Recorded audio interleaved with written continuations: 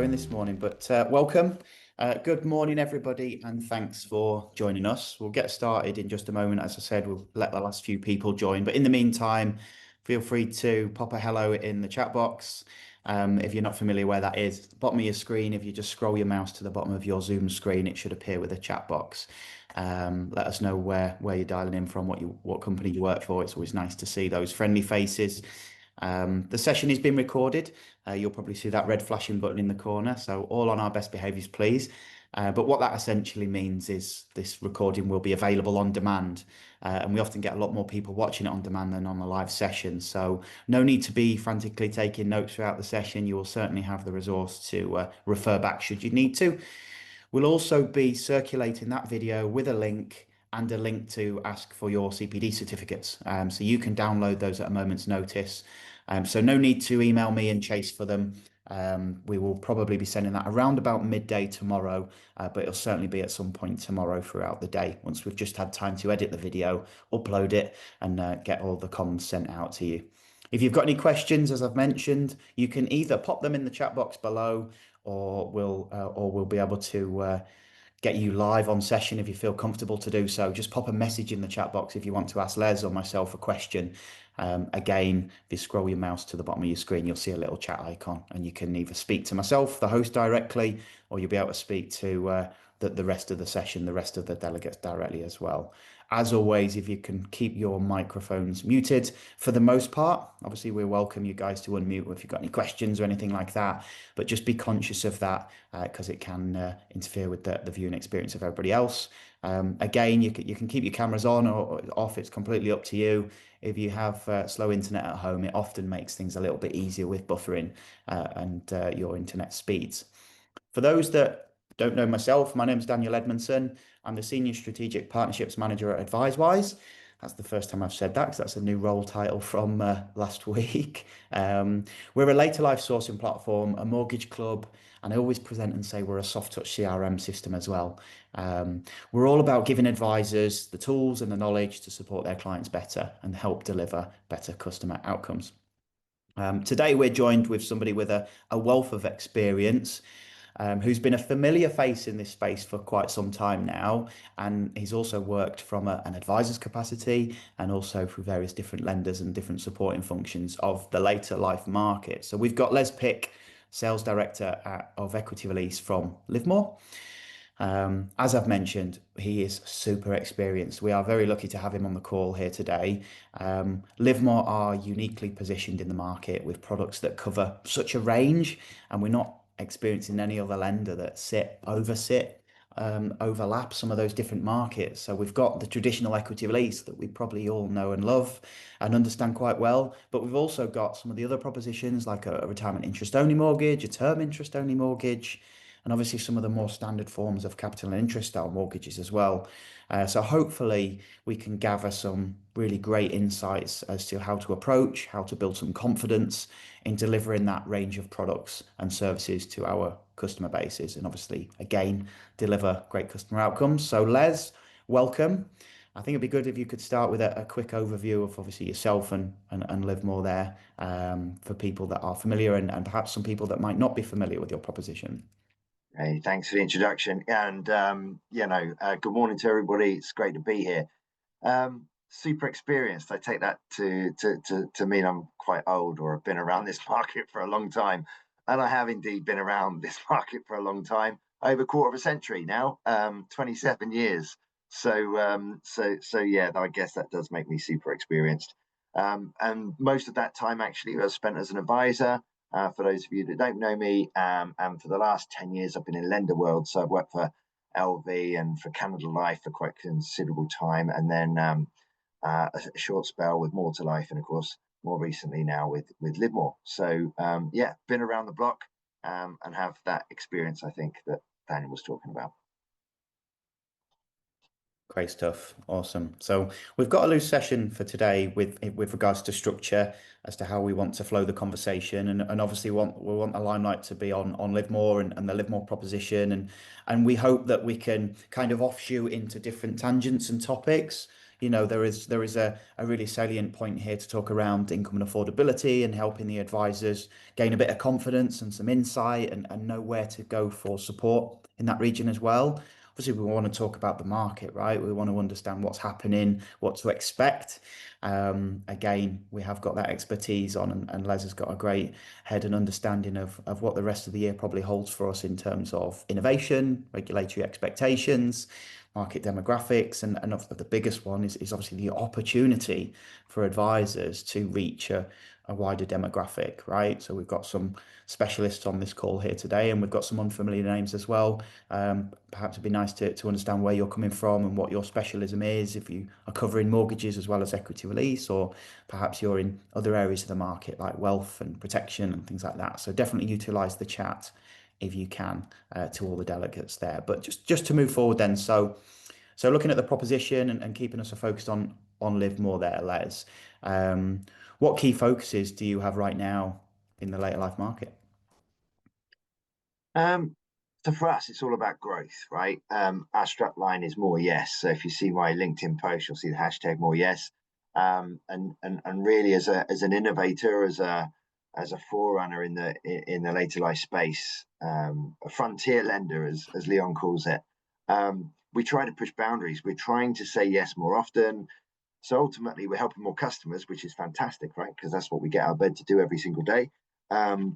But also improving bottom lines, right? So if we can find ways to say yes to more cases, advisors can earn more money, can help more customers. It's just a good news day for everybody.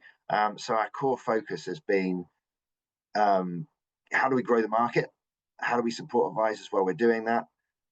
Help more consumers and basically sell more products at the end of the day. So that's really our core focus. And I struggle. I look at other sales individuals in other organizations, and I wonder what gets them out of bed and gets them excited in the morning. We brought innovation to this market pretty much every few weeks in the last year, and some of that stuff has been really game changing type innovation. Yeah, so for us, it's all about more yes and helping advisors to be able to help more customers. Yeah, absolutely. And so flexibility at the forefront. And I know from mine and my team's capacity, when we're dealing and speaking with advisors around criteria and questions, it often is the very first question, who's the most flexible, who has the most appetite to lend on some of these weird and wonderful and quirky. And we are in a market now where, we have a customer base that's in need, as opposed to, in the past, we've seen a lot of aspirational borrowers. And with that comes some quirky scenarios with nuances as well. I mean, I every time I speak to brokers, and I try to keep myself very much in touch with brokers. I've got a lot of personal friends in the sector, and a lot of people we speak to on a regular basis. So, as a director, I think it's just really, really important to stay as close to the coalface as possible to help us with that innovation and finding out what advisors need. But every single day, if I speak to a broker, and I say, "How are you?" They're going to say, "Oh, Les, like." Every single case is a nightmare. Mhm. And that's good news for us because we're specializing in those nightmares. But I don't know, maybe when I was advising back in the day, maybe we took all the vanilla houses then and all that stock's gone and all we've left is this pile of tricky stuff. But every day that is an advisor's challenge, and as a business LiveMore are really attuned to that. And we it's not always plain sailing. It never can be. We don't have unlimited resources to continually do everything that we want to do. But when we actually look at what advisors are facing every day, I think there are some issues, and I think we'll probably carry on talk about this a little bit later on. But more complex properties and more complex situations, right? Life is more complex than it used to be. And whether that's demographics, whether that's people aging in a different way, whether that's marital issues, and second marriages or whatever, that causes complexities. We've noticed some adverse sliding into the sector a little bit over the course of the last 18 months. So not only are people's circumstances more complex, but actually the product sets that are available are far more complex now. The options available to clients, we've got nearly 300 product options, and we're just one lender. So when you start to stretch that out across, the 10 lenders that most of the equity release guys on here will be thinking about, then do you know that there are 22 Rio providers? There is a lot of competition and a lot of growth in the Rio space. So, it's on all of those lenders will have, by the way, their own little nuances. So long gone are the days. I remember at some point in my career where it was proper simple, like you do your research and there were four. I think at one point it was as low as two product solutions, and now it's 57 pages or whatever. So, I think it's our job as lenders to try and help and support advisors through that complexity. Yeah, and absolutely right. We'll circle back to the sort of the advisor support element to that, and the brief on keeping communication open. But it all goes to show that there's a lot more expectation now of advisors, of lenders, of sourcing tools, and all the various other stakeholders within the sector. But yeah, we'll circle back round to the support. But as a closing point on that, it just goes to show the importance of those pre-app inquiries, of those conversations to establish appetite and avoid a scenario where we're walking into something that we could have prevented, foreseeable harm, a decline on a case, customer recommended the wrong plan. But yeah, we'll touch back onto that in just a second. But kind of we can segue now onto, I guess, the different product types. I mentioned in the introduction that LiveMore are uniquely placed in this market. And it was really interesting to see you guys launch into the equity release space because you're the first lender to have oversight over these two kind of mainstream mortgage market, if I can phrase it like that, and then your equity release market, which, let's be honest, we've been siloed for too long, and that started a trickle of events to open up conversations, to educate the market, and help build some confidence around things like income and affordability assessments and the various other forecasting tools and resources that are available. So just kind of bringing that back to what I was kind of get to, Les. In terms of your proposition, I think it might be worth just letting the viewers know the product categories, if you like, and then perhaps some nuances around that. Yeah, so we're in the fortunate position of being the only lender in the UK to offer basically every type of mortgage there is, apart from buy to let. So if your clients want a capital interest mortgage and they're over the age of 50 and their partner is over the age of 40, we can do it. If they want interest only, they can do it. If we want Rios, we can do it. If they want part and part, we can do that. We've just recently, in the last few weeks, launched part and part. And of course, a lifetime mortgage proposition that was very niche last year. Property Plus was kind of just taking the stuff that nobody else would do. But clearly, yeah, we launched with a brand new proposition on the 8th of January this year, and it's been a barnstorming success. The PR we've had off the back of it, the advisor feedback that we've had, it's not always been easy, and we can cover the challenges that we've had as a business with regards to, keeping the phones answered and that kind of thing because we've been so busy. But as a product set, it's utterly flown and surpassed any of our expectations. So, we're in a very, very enviable position of being able to offer all of those products. And you know what? It does get me out of bed in the morning. It is exciting because actually when I joined this business, I'd spent so much time talking to the cohort of experienced, regular 100, 200 brokers who are doing so much of equity release business in the UK. I knew them, they knew me. And when I came to this business, suddenly I was like, these firms I haven't even heard of.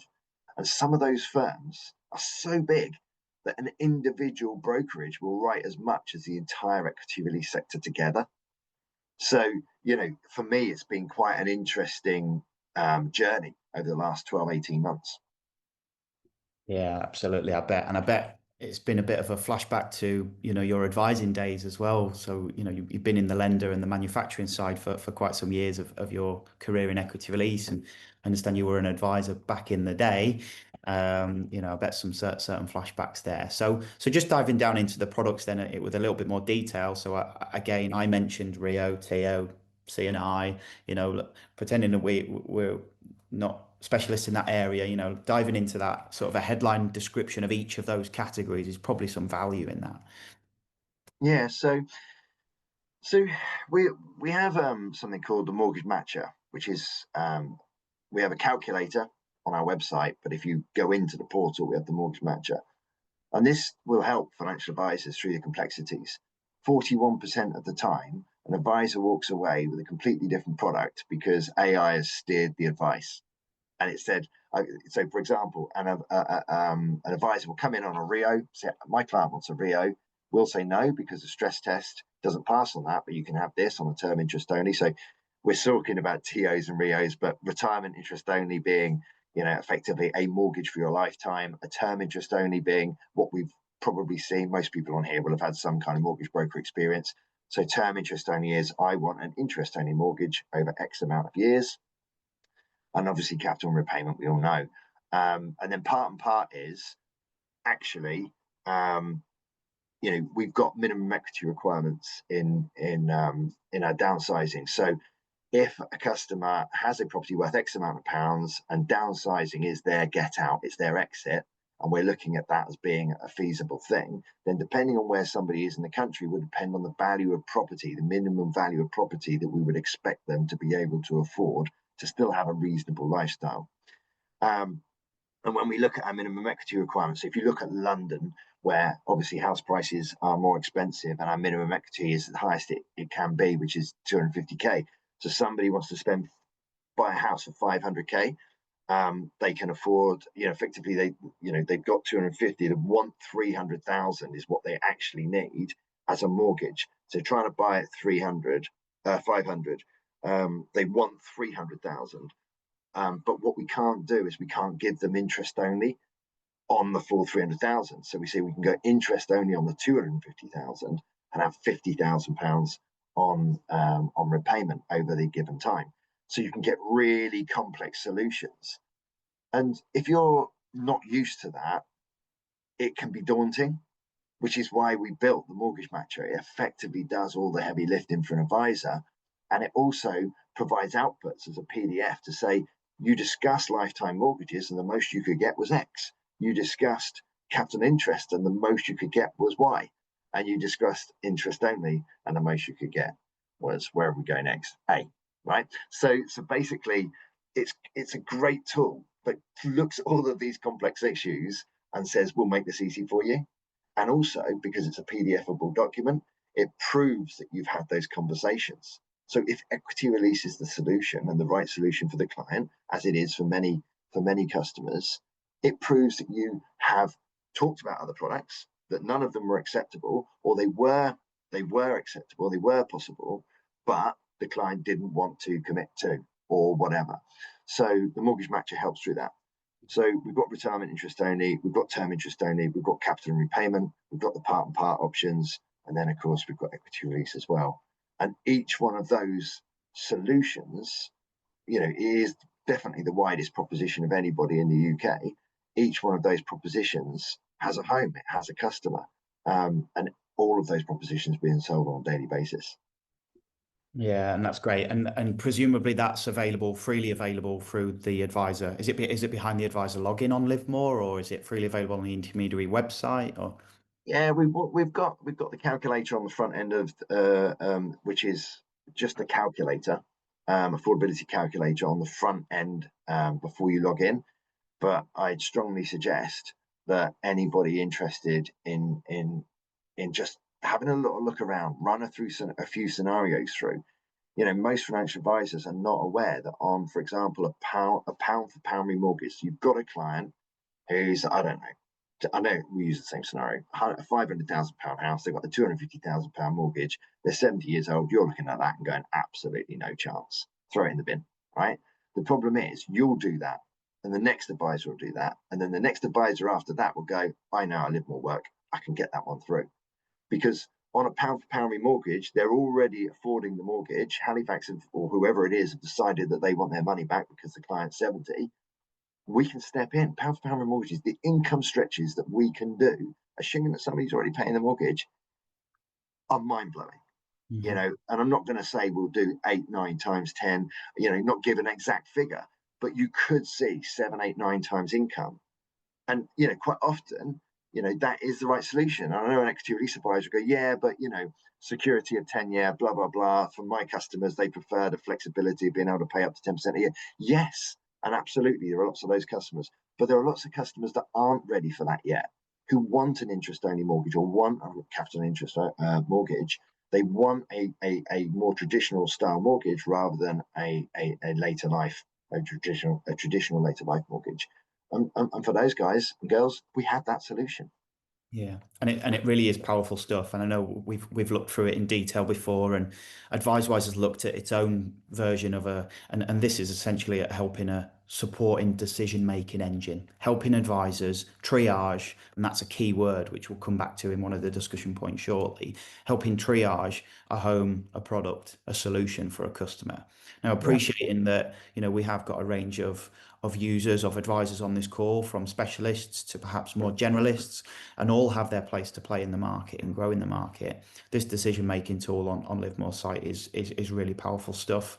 And as mentioned, it provides outputs, PDFs, evidence, and an audit trail that you've had a conversation, you've had a discussion, and obviously then it's up to the advisors to provide additional resource there to support those conversations further.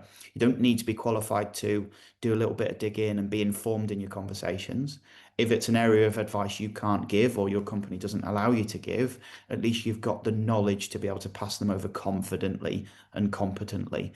And that's something that we need to work on as an industry, that triage word, which we'll come back to. So we've gone through the products, we've gone through the overview of the appetite and the background of LiveMore. Are there any sort of examples, maybe perhaps you've had something this week already, or last week recently, where you've been able to help somebody out, where they've maybe been at the end of the road, that, unfortunately we often find that LiveMore and lenders that are really flexible are often the last resort lender. And I say last resort as in somebody's tried the headline rate, they've tried the people that are punching out a ton of volume in this market, but because of criteria, it's been kicked out and kicked out and kicked out. Is there an example where you can share with everybody where you've really helped drive a good customer? You know what? I want to give two examples. One is a mortgage case, a real life mortgage case, and one is an equity release case that we did this week. So in December, we had 3 gentlemen come to our business in London before our Christmas do, and make us all cry, basically. It was quite an emotional experience, but one in particular, a chap who had been told no 3 or 4 times. But the backstory to these being told no was that at the age of 68, this simple guy, a self-confessed simple guy, not used to finance, didn't know what an underwriter was, didn't really know how mortgages work, kind of knew that it was a loan against a house and that's how you got one. But self-confessed simple guy who had a curveball. At the age of 68, his childhood sweetheart decided to search pastures new with somebody else. And bless him, he was a broken man. He'd got his retirement all set up. He knew exactly how everything was going to pan out for the rest of his life. And things went wrong. And with his daughters, he looked for solutions. And the solution for where he lived, which was not far from Gatwick Airport, was very, very high cost of rent, particularly because of all of the employment in that area. And he was looking at horrible little boxes to live in, a really, really bad situation, to the point where he, considered ultimately not being here anymore. It was a very, very emotional and sad story, told in a very emotional way, which is why the entire company just kind of went into a flood of tears. But this guy had been through the mill. He'd then spoken to 3 financial advisors who had told him no, no, no. Eventually, one of the daughters found LiveMore online. We have a small advice team, just 3 advisors for people that come to us directly. Don't actively promote it, but for those customers that find us. And we were able to find a way to say yes. Now, it was close. It was a bit nip and tuck, but given the backstory, given everything else, given the support from the daughters and everything else that we knew that this gentleman would have, we were able to find a way to say yes. And, mortgages are super emotional, right? Whether you're a first-time buyer or you've gone through the mill or you're purchasing your dream home, they are emotional. And I've always said, I don't think I could, I wish I'd chosen protection or pensions to work in or investments, right? Because all of the emotions out of it in these scenarios. But or a lot of the emotion is out of it in these scenarios. Nobody, gets as emotional as they do around property. And that was an incredible story for us as a business to be able to help this gentleman out.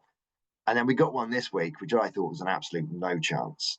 So it passed the flood score on our flood check. We've done the valuation, and the valuer's gone out and gone, nah, I don't like it. It's too close to two rivers. It was in between two rivers. I don't like it. We put a case together. Maybe the financial advisor, I don't know if it might even be on this call today. We put a case together. Now, not only was this house between two rivers, but it was also next door to a train station with a train line behind it, right? And I'm like, and there's commercial everywhere. It's in the middle of a town north of London. And I'm like, there is no chance that this case is going through. But we've done a valuation. I'll ask the question, I'll push it. We put a case together. And actually, we took a view on this that although in theory, if that was in the middle of nowhere, a small town, 3 hours from London or a major city or whatever, we'd probably be saying no. But given that it was commuter belt and somebody could literally walk out of their flat and into the train station and get into London in 30 minutes, resaleability probably wasn't going to be an issue. So we were able to overturn a valuer's comments, but evidence why we've done it. And that was a great case. So those are two cases. One, a very emotional mortgage case, and why everybody on this call should be considering later life mortgages, using Mortgage Matcher, and actually not being the advisor that let that case, one of three advisors in that instance, that let that case and that income slip through their fingers because they just didn't know. So one very emotional case, and one actually made me left a little bit buzzing. Actually, I was really delighted. No other lender in the UK would touch that. We will see growth in this sector this year, and some of that growth will come from the fact that LiveMore is able to say yes when others say no. And that, from in my advisor heart, fills me, because we've said yes to more customers that needed a solution, and from my business development heart says actually advisors are earning money and I'm earning bonus. So it's a win-win for everyone. And I just love that part of the LiveMore story. Yeah, and it just goes to show that service and support, and we'll segue back to that now. But I'm sure that was no easy feat either. I'm sure there was lots of fractious conversations, frustrated advisors, and those on the call, you'll have some difficult cases or have dealt with difficult cases and difficult lenders. But it goes to show the support from a BDM team, a sales team, all the administrators and underwriters that are behind it. And we just need to openly communicate and understand the limitations. And it's great to see newer lenders coming into the space, and certainly into equity release like you guys did a few years ago, with that agility, with that flexibility, and obviously with the staff to support it as well. So if we can, Leslie, if we can segue back round to like the individuals, actually, who's responsible? Obviously yourself. We always see yourself out at events, and and I mention and speak very highly of you, and I absolutely do. But you've got an amazing team behind you, and I think it's valuable for advisors to understand who they can actually call for support, who they can grab a coffee with and chew the fat around business development, lead gen, understanding the products, and perhaps, we can only cover so much on these webinars and Zooms and stuff, who they can actually take some time with to understand things like income and affordability and, your measurables on your side, the tools. So who can they lean on? Well, they can. And I need to start this with an apology, first of all. People who know me well know that I won't accept anything else other than good service, right? And there aren't many sales directors, I guess, who would like literally help cases through and stuff like that. But when my team are, up to their necks, I will literally throw myself into the mix, because we try to deliver the best possible service. And I will not distribute the volumes that I want, the margins that I need, without good service.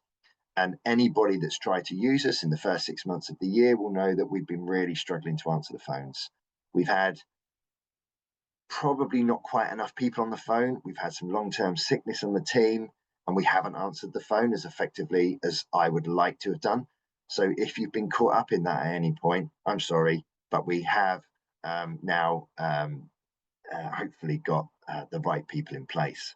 We've had a couple of CAMs leave us. We've had a couple of new CAMs come in, so key account managers in the field. We didn't have quite enough people on the phones, but we've now rectified that. When I look at the size of the team, I actually had to write this down to make sure I didn't miss anybody, because the team has actually grown quite a lot in the last few weeks. But we started last year, finished last year, should I say, with 4 key account managers, myself, and 3 on the phones. Looking at it now, we've got myself as Director of Equity Release. We've got Paul Lewis as Director of Mortgages. So that in itself, at the highest level, I guess, within the business, means that we've got some scope there, and a lot of stakeholder conversations being had in both mortgage and equity release world. We've also got Darren Cunliffe, who many people will know. He's our national account manager and an absolute legend of the industry, really. When it comes to mortgage knowledge, I don't know anybody that knows more about mortgages than Darren does. Many years as a broker, many years since working for lenders. So we've got Darren as well. So you'll see him at events, not just me. And then, of course, in the field, we've got Nicola Palmer, who's been here covering the Southwest for us. Many of the people on the call will know Nicola. She's worked with me at Canada Life. She went to Air for a while, and she now works for us. She's been here basically as long as I have, about 18 months. So Nicola's doing a great job in the Southwest. We've got Aaron Fowle, who's new. He joined us. So if you're in the north of England, Aaron Fowle will be able to come out and have that coffee and cake. But I don't want him out there talking coffee and cake. I don't want any of the key account managers doing that. It's nice to do that bit, but these guys need to add value. So lean on them for their knowledge, because their knowledge is across all product sets. So if your knowledge is not across all product sets, lean on these guys to get a commercial conversation going. Every conversation you have with a salesperson should add value to your business, should leave you in a better position to go and earn more money and help more customers. We've got Steve Bailey, who's been in since I think Q1. So he's looking after the South and London. Stephen Bailey's a great guy, lots and lots of mortgage experience, and now he's obviously learned the equity release side as well. And then we've got James Green, who's our newest recruit. He's looking after the Midlands for us. Again, we're very, very lucky. I was out on a few calls, seeing a few customers with James the other day, and really impressed with not just his knowledge, but also the mannerisms and the way that he talks to brokers. So we've got a really, really strong key account management team now in the field. And then I had to add them all up. We've gone from 3 to 6 on the phones. Rena Baljeet, who's known as Rena, Adrian, who's experienced, he's been in the team for a long time, Naj, Gary, and Morgan. Gary and Morgan are the 2 newest members of the team. It's possible that we might get another 1 or 2 as well if the demand is there. So although we weren't as good as we wanted to have been in the first half of the year, hopefully advisors on the call will see that we've really invested heavily in the sales team in order to deliver the service that we need to deliver. Yeah, no, that's brilliant. And I ask everybody on the call as well, just to have a think about, best practice and what does an advisor lender relationship look like, and how can you make that as constructive and, as focused as possible? Because it's all too easy to get wrapped up in the emotions of a decline, of a frustration, of a breakdown in communication. And you rightly so mentioned and owned up to some of the service levels haven't been up to scratch or up to your standard in the first half of this year. But just a reminder that there are humans at the end of this, right? And we need to work with people as opposed to against, and we're all heading in the same direction. And sometimes you need to take a step back to take 2 forward. So engage with the BDMs. I'm a bit biased because I've been in this market as well. I've been a BDM. I've been a telephone BDM. I started my career as a telephone BDM, and I know it can be quite challenging operationally from a lender when you've got a volume of work to be dealing with, and you want to show love to absolutely all of your accounts and all of your contacts. But it's important to sort of go into those conversations with an open mind, with as much information as possible to help get the right result ultimately for your customer. But yeah, it's easy to kind of snap and focus on the negatives too much when we're all heading in the right direction. So yeah, nice to see all of the guys shouted out there, because I've got a lot of time for BDMs, and I don't think they get enough sort of screen time as so do they, because they're hidden behind a phone. But perhaps any of the delegates on a call, if you've got any shout outs, it's great to provide great feedback and accolades. Please do shout up any of Les's team that you want to, give some positive feedback for. It's nice as a manager to receive that about your team. So hopefully we've got some if anyone wants to hit the keyboard and go into the chat box. But just we're going to move into sort of the questions area now, and I know we've kind of been backwards and forwards bouncing around some questions and topics. Tried to keep this as structured as possible, going through product and proposition, going through some cases and scenarios, going through some of the tools and services that LiveMore and Les can ask and support the advisor base with. But now, you know, if you guys have any questions, if you've got any topics to discuss, please do hit that chat box as well. I can see some good points coming through as well already with feedback. I have got some questions in the background that we've collated from users. You know, I emailed you all earlier this week, capturing some questions. Within the sign up of this webinar, we had a drop down and a questions box as well. So I do have some discussion points, perhaps some ones where Les used the phrase grasp the nettle. So perhaps some topics that are a little bit prickly, but do need discussing. So yeah, I'll give you guys a second to have some thoughts on some questions, and please do use the chat box, turn your cameras on. But just to quickly acknowledge some of those initial comments. Adrian, thank you very much for the comment there. So he's very impressed with James Green, who's come to his office. So please do make sure that's passed on. Jono from ERA, he's got a question for us, so you can probably read this at the same time, Les, but I'll try and read through it as well. LiveMore have come into the market with innovation in lending and products by looking at filling a void between standard mortgages and lifetime mortgages in criteria. Are LiveMore still looking at product innovations, and how easy is it to bring new products to the market? Where do you see the innovations in the future? Well, becoming tougher. There's so many products. I mean, if you look at what we've done this year, right? So we brought out part and part. We've got, you know, we're taking incomes to 80, you know, on the mortgage side. We're taking complex incomes. Like, we couldn't take any more complex incomes than we take. We take investments, retain profits, all of those things that we can do in mortgage world. The pound for pound remortgage, which is powerful, guys. You have to remember, pound for pound remortgage. Do not say no before you've spoken to somebody at LiveMore. So in mortgage world, we're doing as much as we can. In equity release world, I know there's a few lenders looking at buy to let. Problem with buy to let is when we last had a buy to let, I had it, you know, with Canada Life, and maybe it wasn't as competitive as I would like to have been. But we do look at that market and wonder whether there's some traction there. I think particularly as the market's moved on, right? So you've got issues now that wouldn't have been issues back in the day. So when we had the Canada Life buy-to-let product, what you had there was very low interest rates available elsewhere, and easily affordable mortgages on that buy-to-let basis. Whereas now, of course, those remortgages are coming off the 2.5% and ending up on 5.5%, 6%. So landlords are looking for a solution there. And also, of course, the EPC certificates that are now needed. So, you know, in order to get those properties up to the right level of standard, from an energy perspective, you know, it might cost 50K. How do I get it, right? Do I want to take out a buy-to-let mortgage on that and then reduce the spare income that I have on a monthly basis? Or can I look to a compound interest style buy-to-let product? So I think that would be very interesting to see.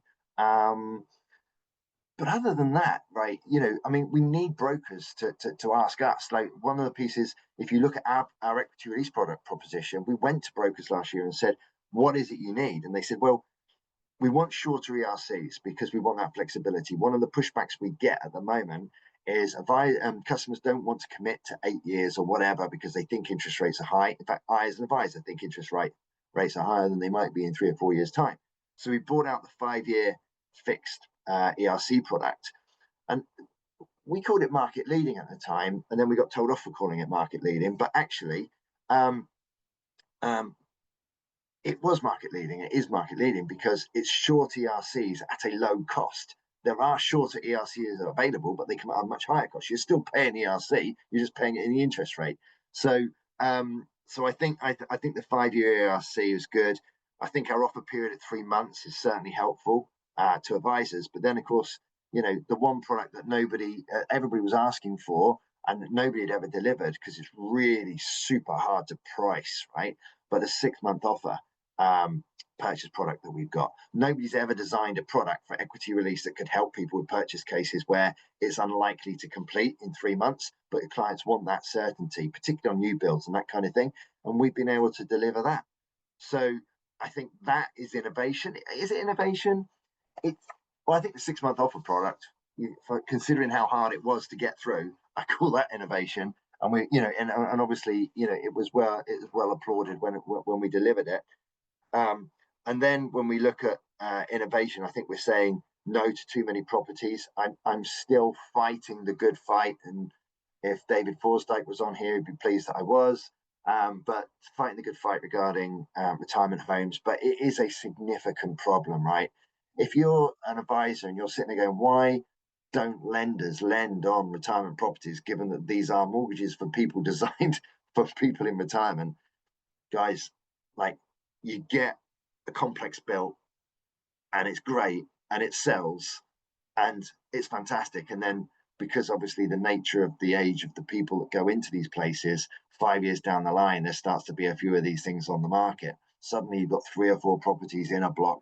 They're all on the market, competing to sell. Families wanting the money quite quickly, of course, for obvious reasons. But unfortunately, McCarthy and Stone or somebody's just built an even nicer place just down the road. And nobody wants the old place anymore because they want the new place with the hairdressers and the swimming pool or whatever. It's a really, honestly, you'll never find a bigger advocate of wanting to lend on these properties, but the complexities and the resale issues are a significant problem. And I don't know quite how, as a sector, we get over that, because you'll say, drop the LTVs, increase the rates, make it work. But ultimately, if you've got properties sitting around for 1, 2, 3 years before they'll sell, if you've got people, if we go to 12 months and then we have to foreclose on that, it's a Daily Mail nightmare, because it's, this lender lent my mum 50,000, it's now 100,000, and actually it's the loan's still going up, and it's 18 months since she passed away, and now they're forcing a sale on this property. It's not good for you. It's not good for us. It's not good for the sector. And I think that's, if you need to know the rationale as to why we don't do that, that's it. How we get comfortable with it, I don't know. But then look at the innovation that we've done. If we look at what we've done this year in terms of being able to say yes in terms of product types, I think outside of retirement homes and age restricted, we've got properties above and close to commercial. I gave you a great example of how that worked this week. Pylons have been a major issue. Electricity pylons, even low voltage pylons, cables can be an issue. We've been able to say yes to those. Annexes, we've got a really broad view on annexes. Other lenders will take self-contained or non-self-contained. We'll look at all annexes. Commercial, so properties with a business being run from the property. Properties close to pubs, we can take a view on. Some we say yes, some we say no. Some we say yes on standard, some we say yes on property plus. So we try to be as flexible as we can there. Solar panels as well. All of these issues that have caused a problem to financial advisors. Some of this stuff that we've been able to do this year is innovation in itself.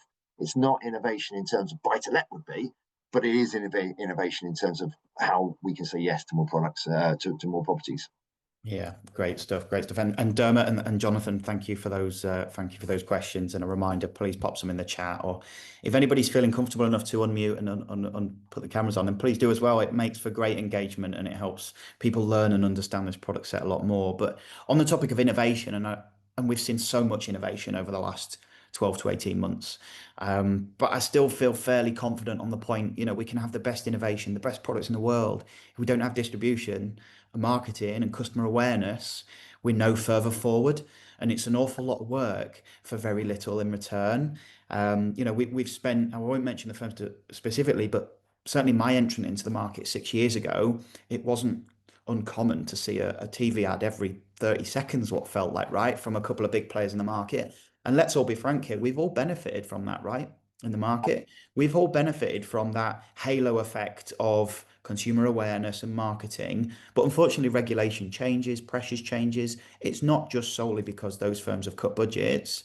Maybe that has an impact because of the market dynamics and volumes, but regulations also changed. It's difficult to advertise a sole product set in the media, on the TV, on radio, whatever it might be. There needs to be a balanced and broad view. And that kind of helps me segue into sort of the siloed area of advice. And Les, what question I do want to ask is views on the role of the specialist. Because I know on this call, we have got specialists, people that will advise on equity release, And we'll also have mortgage advisors on this call as well, perhaps, and some other areas of specialty. And we'll also have people that are capable and confident and competent to do all of the above.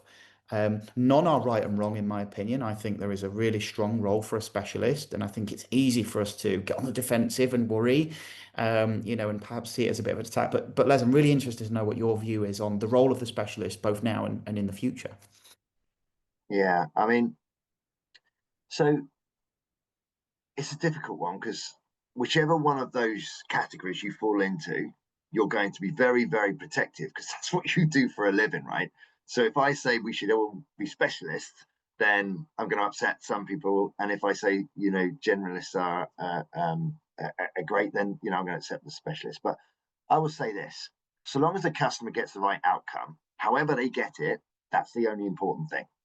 It really doesn't matter if you're a specialist or a generalist. All that matters is that Mr. and Mrs. Smith get exactly the right product. Now, whether you've chosen to specialize in equity release and pass your mortgage business to somebody else, or whether you're a mortgage person who doesn't do equity release very much and prefers to get complex cases given to somebody else. I know mortgage brokers who go, that's a simple vanilla 50 grand release. I'll do it. Actually, this one over here is far more complex equity release. I'm going to give that to a specialist. So then let's take a step back. And maybe if you've seen me on a stage this year or talking about this is what I've been talking about. But if you have been knocked down by a bus and you're in the back of an ambulance on your way to hospital, a triage process will take place, right? A fact find will be done on your body, right? And by the time you get to the hospital, you've got two choices. You could have your GP waiting there, right? Okay. Or alternatively, you could have the spinal surgeon, the brain surgeon, and the heart surgeon working together as specialists with generalist knowledge, but working together. And the brain surgeon says, the heart surgeon says, I need to turn the heart off and do some operation here. It's going to take, I'll be off for 3 minutes. The brain surgeon says, you can't do that because you're going to starve the brain of oxygen. So you've got 90 seconds, mate. Do be quick, right? That's the reality of an intense health situation. In reality, you might have actually had a cold, sprained an ankle or whatever, and the GP is absolutely fine. So that's a great example of, I think, where if you're not confident enough to do the complex cases, but you are authorized and, you're happy to do a 50 grand release and it's a straightforward one, great. Bring the specialist in when you need to. Equally, same in the mortgage world, right? So I'm specialist equity release. That's what I do. I've got a client here with income. I think affordability is a major issue here. I think this may not be me. This might be somebody else, but actually I don't have enough in-depth knowledge of RIOs and TOs and capital interest mortgages. It's 20 years since I wrote one. I'm going to pull somebody in. And surely that is the best outcome because then you've got individual professionals working together to create the solution for the client. And, we have new business registers in our businesses, but we shouldn't be doing that because, somebody comes in and says to you as an equity release specialist, why have you only written 20 equity releases this year? You're clearly biased in your advice. You're just after the commission, and you're going, no, but I spoke to loads of customers. Document it is my advice. If I was advising again tomorrow, I wouldn't have a new business register. Well, I would have that because I've got to have that, but I would have a client interaction log. I've actually spoken to 100 customers this year. I'm a specialist. I've given 20 of them equity release. 20 of them I told them probably they don't need to do anything right now. And 60 of them I gave to either a wealth manager or a mortgage broker. And this is what happened to those customers. What's wrong with that? Right? So I would be saying, if it was me and I was running a practice right now, make sure you've got a client interaction log and not just a new business log. Specialize if you want to specialize. But if you're going to generalize, then you've got a really important job to be on as many of these webinars and reading all the time and making sure that your knowledge is as wide, and then lean on the tools. We're not the only affordability calculator in the UK. Everybody that uses it tells me it's the best, right? I know the mechanics behind it. I'm going to stand by it in a non-biased, because people will know I'm a genuine person. If something's rubbish, I'll say it's rubbish in a non-biased way and say the best affordability calculator in the UK, in my personal opinion, and the most complex one is the LiveMore one. So use that. It's a piece of AI that will help you to do this job in the complex manner. So I would say there is nothing wrong with being specialist. And again, not just, by the way, health, but also if we look at law, and you'll take your general qualifications, and then you study in a particular area of law. You go into a solicitor's practice. You don't get somebody doing, oh, I'll do your divorce for you. Oh, by the way, I'll also do your probate and your estate for you, your estate planning. Oh, yeah. Oh, well, you've got a problem with your business. Yeah, I'll help you with that too. Oh, you've got a parking fine. I'll help you with that. Criminal. Yeah, I could do that too. That doesn't happen. You walk into a practice and there are individual specialists working together to create solutions for an individual. So I think we need to look outside of our sector and say, that's how we should probably be working. Absolutely. And again, noticing some of the delegates on the call, they'll work within a business that do have those triage processes in place, and that's awesome. But remember, this market is full of broad types of advisors. Some people are out there on their own, working out of their back bedroom, and some people work for some of the large organizations, and some are maybe a bit of a blend of all of those. So yeah, that triage process has been on the cards and discussed quite a lot this year. But I guess you guys are on the front line, for want of a better phrase, you're there out and about. Some of you are perhaps self-employed. What's a blocker for you passing on business to somebody, right? And I'm going to guess it's trust, it's confidence, it's relationships, it's probably a lot of those B2B skills that we could all probably scratch up on and try and improve. And again, there are businesses that have their own processes in place, and that's incredibly important that we stick to our employer's process. But we need to be looking. And I actually think the later life market will benefit more than, say, the mortgage market, given the sheer size of that, right? We dug out a few stats before this call. And Les, I know you've got some stats on your desk there as well, but there are there's just over 20 million people in the UK aged 55 and over. That's 29.3% of the total population. That's huge. Now, if you be really pessimistic on that and say, well, half of them will be unencumbered, it's probably a lot less actually, but half of them are unencumbered and don't need a financial solution. There's still a drastic opportunity there for our market. If you look at what we've lent in core equity release, and a couple of years ago, a lot of that was bolstered by remortgages or rebrokes, as it were. I know a lot of people are familiar with that.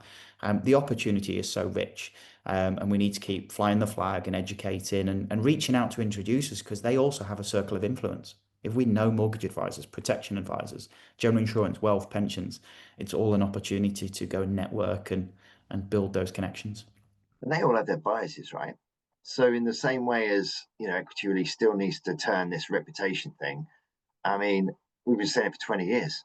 I don't know what it's going to take, but when you look at some of the people that are taking out an equity release product, rich, famous people, I mean, I can't name them, but we have dealt with, not just here, but in previous companies, the very rich, the very famous, and they've got the best advice. They've got accountants, solicitors, all these people looking after them, and they're ending up with an equity release product. And it's just, but Mr. and Mrs. Miggins won't do it because they think they're going to lose the house.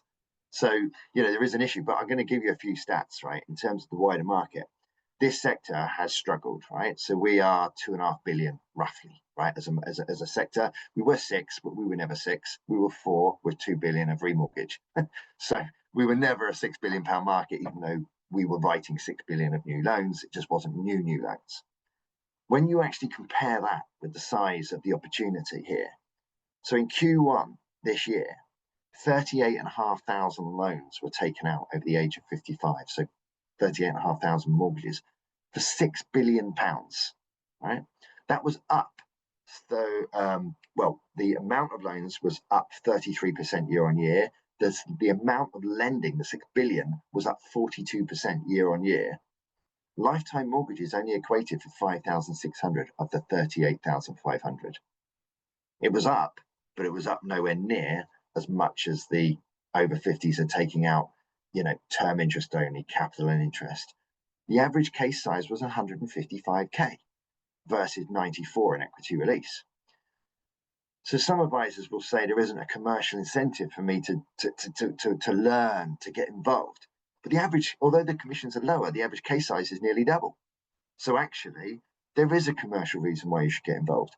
Apart from anything else, if you are young enough to still have 10, 15 years of business ahead of you, you should be taking these, if you're buying leads, for example, low-cost leads in mortgage world compared to equity release, much, much lower cost. Bring these people in. Look after them at 55, because in 5 or 10 years' time, 15 years' time, those people will be equity release customers, almost certainly. with all of the options that are available, like part and part, you could get somebody into a position where you go, right, I am creating a strategy for you. I'm not flogging you, because I'm going to use the word flogging, another 2-year fixed or a 5-year fix and kicking that can down the line, which is what happens in many, many circumstances. I am going to work with you from now to your retirement. We are going to create a strategy. We want you to be able to have a lifestyle that you can afford now, right? We can and work towards retirement, but equally at retirement, we need to make some assumptions around what your property might be worth, what options might be there. I'm going to be here, and this is our strategy that we're going to work to. And each time I meet you, Mr. Client, I'm not going to talk about the next 2-year fixed or 5-year fixed. I'm going to talk about how the strategy is aligning with what's actually happening in the real world. Do that, and equity release clients aren't going to be difficult to come by in 5 or 10 years' time. They're going to be there, ready to take that next part of the strategy, having had a 5 or 10-year run up. And if it was me building a business right now, that's where I'd be going. And equally, with AI coming down the line, you need to be building strategies. You need to be using your skill sets as financial advisors to really hone those relationships, because AI is going to be years before it does that. So that's where I'd be going right now. Yeah, great stuff. Thank you. And AI is a whole new topic in itself that we could probably speak Come back on another about, day. but we will. Let's not go down that rabbit hole. And Dermot, just to acknowledge your comment in the chat, if anyone hasn't seen it already, you're absolutely right. You know, consumer duty and best practice has changed so much in the last 5 years, let alone the last 2 years.